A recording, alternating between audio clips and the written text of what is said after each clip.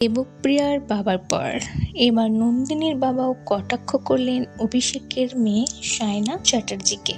কি বললেন? তো চলুন বিস্তারিত জেনে নেওয়া যাক। সফলতা যখনই আসে অমনি শুরু হয় একদল মানুষের টেনে ধরার চেষ্টা।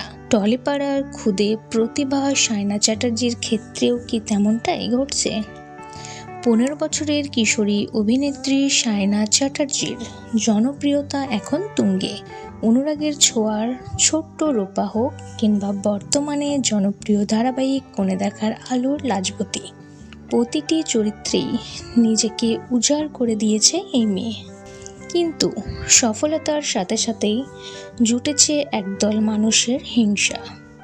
নেপোকিট তকমা থেকে শুরু করে সিনিয়রদের, অভিভাবকদের পক্ষ থেকে সরাসরি সোশ্যাল মিডিয়া আক্রমণ। বাদ যায়নি কিছুই। প্রতিভার জয় নয়, অডিশনেই শেষ কথা। অনেকেই তাকে নেপোকিট বলে দাগিয়ে দিতে চাইলেও আসল সত্যটা হলো কোণে দেখার আলোতে সায়না সুযোগ পেয়েছে নিজের যোগ্যতায়।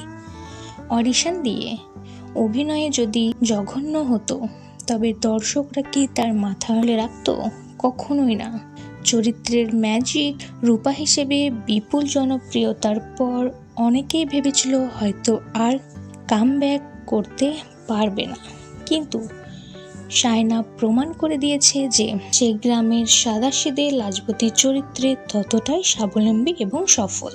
হিংসা কি সাফল্য রুখতে পারবে? ইন্ডাস্ট্রিতে কাজ করতে গিয়ে বারবার সায়নাকে নিশানা করা হয়েছে।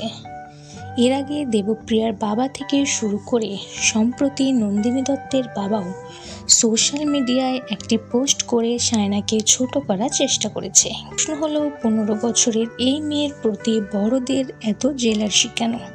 তো বন্ধুরা, আপনাদের এই বিষয়ে কোনো মন্তব্য থাকলে অবশ্যই কমেন্ট করে জানাবেন। ভিডিওটি ভালো লাগলে একটি লাইক করবেন, চ্যানেলটি সাবস্ক্রাইব করে পাশে থাকবেন।